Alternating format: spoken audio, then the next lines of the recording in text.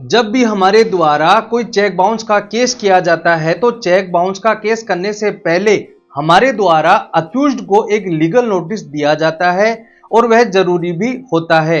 लेकिन एक बात ध्यान रखने योग्य है कि अगर उस लीगल नोटिस में जरा सी भी कोई गलती हो जाती है तो वह लीगल नोटिस भी इलीगल साबित हो जाता है और जो चेक बाउंस की प्रोसीडिंग है वह भी पूरी तरह से खराब हो जाती है। अभी सुप्रीम कोर्ट ने 138 एनआई एक्ट के केस को इनवैलिड घोषित कर दिया क्योंकि उसमें जो लीगल नोटिस था वह प्रॉपर तरीके से नहीं दिया गया था। इसलिए अगर आप एक कंप्लेनेंट हैं और किसी व्यक्ति को लीगल नोटिस भेजना चाहते हैं और उसके खिलाफ 138 एनआई एक्ट का केस करना चाहते हैं, इसके साथ ही अगर आप एक्यूज्ड हैं या अभियुक्त हैं, तो अगर कोई व्यक्ति आपके खिलाफ 138 एनआई एक्ट का केस करता है और आपको एक लीगल नोटिस भेजा जाता है तो आप उसे ध्यान से पढ़ें।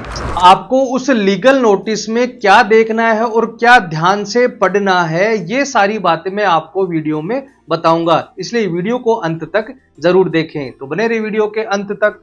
मैं हेमंत सैनी एडवोकेट और आप देख रहे हैं हेमंत LL बिलो। वीडियो अच्छा लगा तो प्लीज इसे लाइक करें।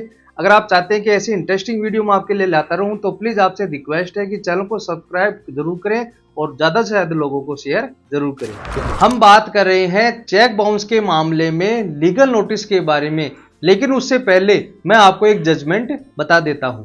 उपासना Mishra versus tech technology India private limited, supreme court 2023। इस मामले में दोनों पार्टियों में पैसों को लेकर कोई लेन देन का मामला चल रहा था। इसमें यह होता है कि उपासना मिश्रा के द्वारा एक चेक दिया जाता है कंपनी को और कंपनी के द्वारा उस चेक को बैंक में लगाया जाता है।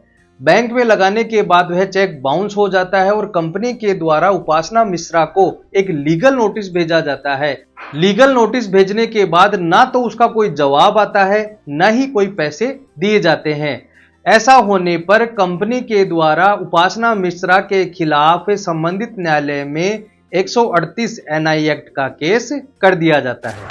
जब उपासना मिश्रा के खिलाफ चेक बाउंस का केस किया जाता है तो संबंधित न्यायालय के द्वारा उपासना मिश्रा को सम्मन इशू कर दिए जाते हैं और सम्मन इशू होने के बाद उपासना मिश्रा के द्वारा उस सम्मन ऑर्डर को लेकर दिल्ली हाई कोर्ट में जाया जाता है और दिल्ली हाई कोर्ट में जाने के बाद यह कहा जाता है कि जो मेरे खिलाफ 138 एनआई एक्ट का केस किया गया है वह इनवैलिड है और गलत है, क्योंकि उसका रीजन ये है कि जो चेक बाउंस का मामला है वह मेरे खिलाफ हो ही नहीं सकता है। जो लीगल नोटिस भेजा गया है वह कानून के तहत नहीं आता है। इसलिए दिल्ली हाईकोर्ट के द्वारा उपासना मिश्रा की बात को सुनते हुए उसकी याचिका को खारिज कर दिया जाता है। इस आदेश से एग्रीव्ड होकर या परेशान होकर उपासना मिश्रा जाती है सुप्रीम कोर्ट के पास और सुप्रीम कोर्ट में जाने के बाद यह कहा जाता है कि जो मेरे को लीगल नोटिस दिया गया है वह इनवैलिड है, गलत है, वह कानून के तहत नहीं दिया गया है। इसलिए नोटिस अगर इनवैलिड है तो मेरे खिलाफ 138 एनआई एक्ट का केस भी नहीं हो सकता है और इनवैलिड होने के कारण सम्मन भी इशू नहीं हो सकते हैं। साथ ही साथ उपासना मिश्रा के द्वारा सुप्रीम कोर्ट में 2002 में एक लैंडमार्क जजमेंट दिया गया था, उसका भी हवाला दिया गया। सुमन सेठी वर्सेज अजय 2002। इस मामले में सुप्रीम कोर्ट के द्वारा यह कहा गया है कि अगर आप किसके खिलाफ चेक बाउंस का केस करते हैं तो उससे पहले उस व्यक्ति को लीगल नोटिस भेजा जाता है और आप जब किसी व्यक्ति को लीगल नोटिस भेजते हैं तो उसमें क्लियर यह लिखना होगा कि चेक का अमाउंट इतना है और जब भी आप किसी व्यक्ति को लीगल नोटिस भेजते हैं तो उसमें जो चेक का अमाउंट है वह भी लिखना पड़ेगा। अगर आप इसके अलावा कंपनसेशन, लिटिगेशन चार्जेस या वकील की फीस मांगते हैं तो उसमें अलग से लिख सकते हैं। लेकिन चेक बाउंस का केस तभी बनता है जब अगला व्यक्ति उसका कोई जवाब नहीं देता है या कोई पेमेंट नहीं देता है, तो इसके आधार पर आप 138 एनआई एक्ट के तहत चेक बाउंस का केस कर सकते हैं। सुप्रीम कोर्ट ने एक बात बिल्कुल क्लियर कर दी थी कि अगर आपके द्वारा कोई लीगल नोटिस दिया जाता है तो उसमें जो चेक का अमाउंट राशि है वह उसमें बतानी पड़ेगी। लेकिन उपासना मिश्रा वाले मामले में एक बात निकलकर सामने आती है और उपासना मिश्रा के द्वारा यह कहा जाता है कि जो मेरी चेक की अमाउंट राशि थी वह दूसरी थी और मेरे पास जो लीगल नोटिस आया था उसमें यह लिखा हुआ था कि आपके 6,50,000 रुपए बकाया है, वह आपको देने पड़ेंगे। उपासना मिश्रा के एडवोकेट के द्वारा यह कहा जाता है कि अगर आपको 138 चेक बाउंस का केस बनाना है तो उसमें अमाउंट जो राशि है वह लिखना होगा। फिर उसके बाद जो आपकी फीस होती वह जोड़ते, लेकिन आपने सारा ही जोड़कर 6,50,000 रुपए बता दिया, जो कि गलत है, क्योंकि सुप्रीम कोर्ट के द्वारा 2002 में अपने जजमेंट में यह कहा गया था कि अगर आपकी कोई चेक की राशि है तो आपको वैसी की वैसी चेक राशि लिखनी होगी, और अगर आप एक्स्ट्रा अमाउंट जोड़ते हैं तो वह लीगल नोटिस में आप आगे जोड़ सकते हैं। आपसे एक रिक्वेस्ट है कि अगर आपको वीडियो अच्छा लग रहा हो तो प्लीज इसे लाइक और चैनल को सब्सक्राइब जरूर कर दें। आपको एक बात ध्यान और रखनी है कि अगर आपके पास कोई लीगल नोटिस आता है और उसमें चेक की राशि लिखी हुई है और आपने उस चेक की राशि को दे दिया है तो आपके खिलाफ चेक बाउंस का केस नहीं बनेगा।